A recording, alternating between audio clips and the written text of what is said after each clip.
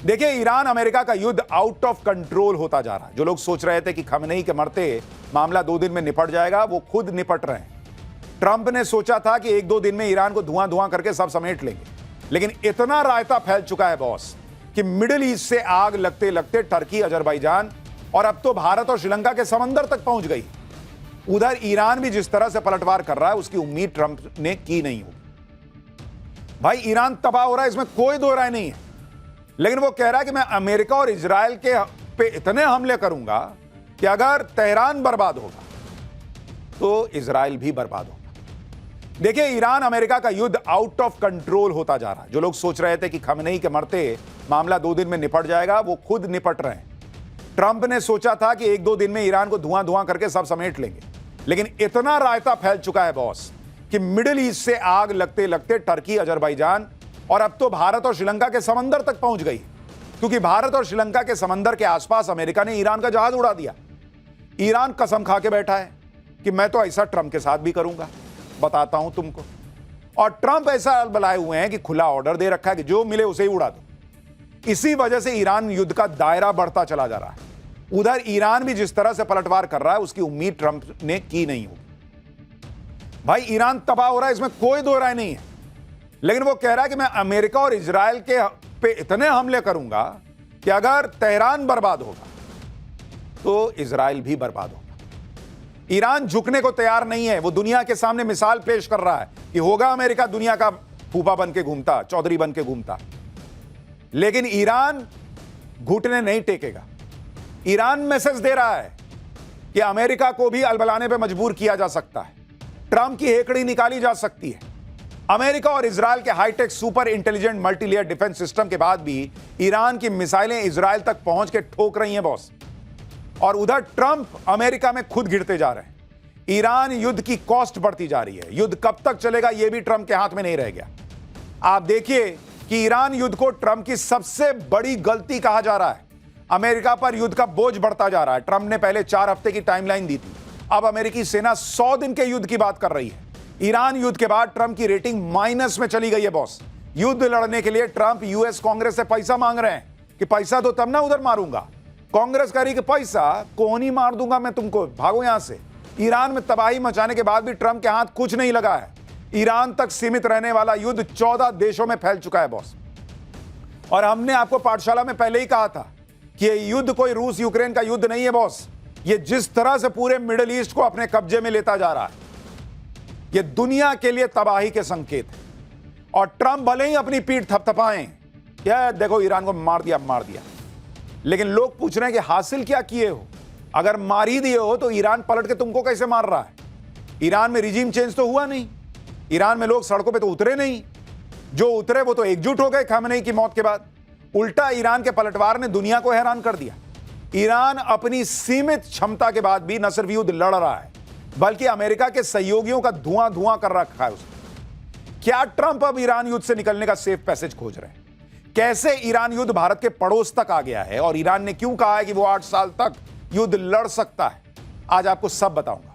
Iran ऐसे कौन से हमले कर रहा है जिसके बारे में अमेरिका तक ने नहीं सोचा था? यूएई क्यों इस युद्ध से अलग हो गया है? कैसे ट्रंप के साथी उनका साथ छोड़ते चले जा रहे हैं? ट्रंप ने कौन कौन से बड़े ब्लंडर कर दिए हैं?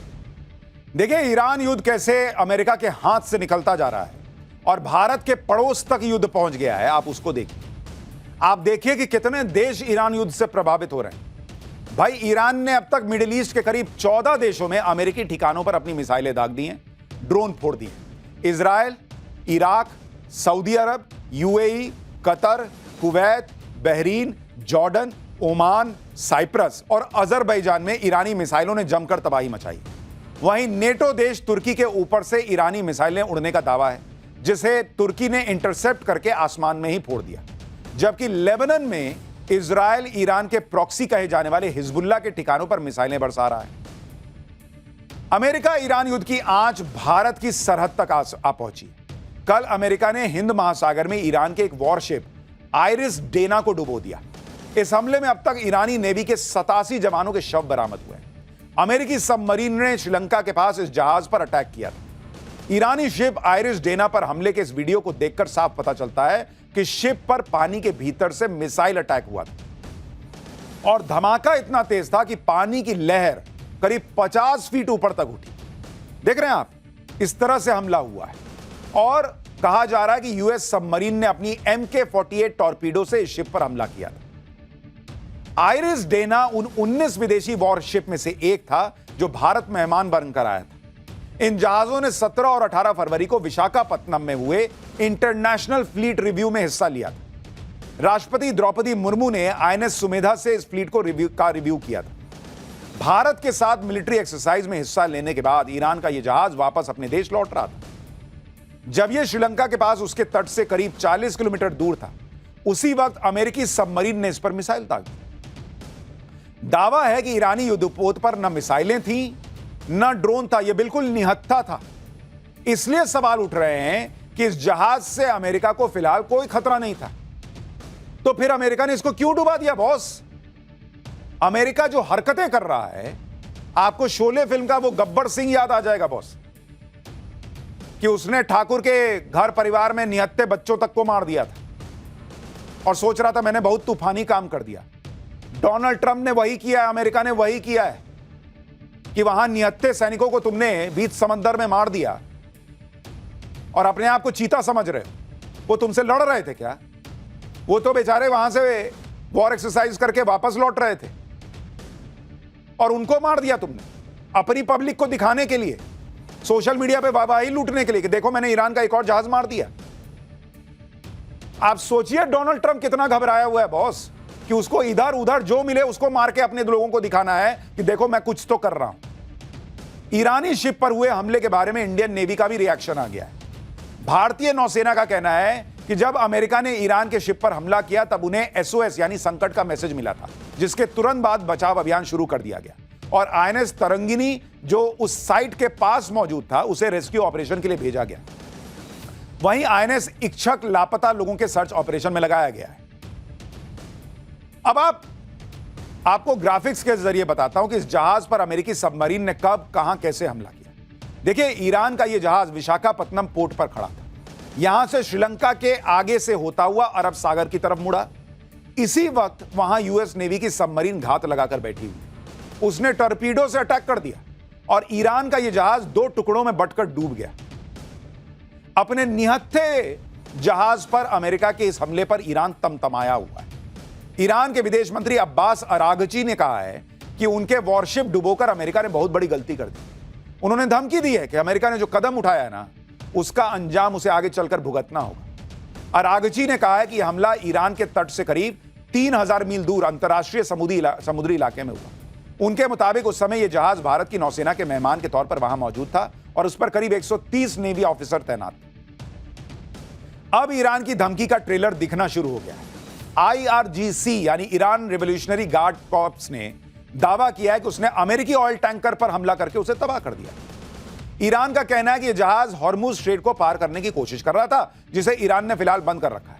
यानी ईरान ने हॉर्मुज स्ट्रेट से किसी भी जहाज के आने जाने पर पाबंदी लगा रखी है। लेकिन इस अमेरिकी जहाज ने ईरान की धमकी को हल्के में लिया और अब वो धीरे धीरे पानी में डूब रहा है और ईरान हर वो जवाब दे रहा है जिसकी शुरुआत अमेरिका कर रहा है। भाई, इंटरनेशनल वाटर में तुम मार रहे हो, निहत्थे लोगों को मार रहे हो, तो ईरान कह रहा है कि तुम अगर नियम नहीं मानते तो मैं कौन सा युद्ध का नियम मानूं, फिर मैं मारूंगा तुमको। और ईरान न सिर्फ अमेरिकी टैंकर पर हमले कर रहा है, बल्कि उसकी प्लानिंग तो इससे भी ज्यादा बड़ी है। ईरान ने धमकी दी है कि वो इजरायल के न्यूक्लियर पावर सेंटर डिमोना पर हमला कर सकता है।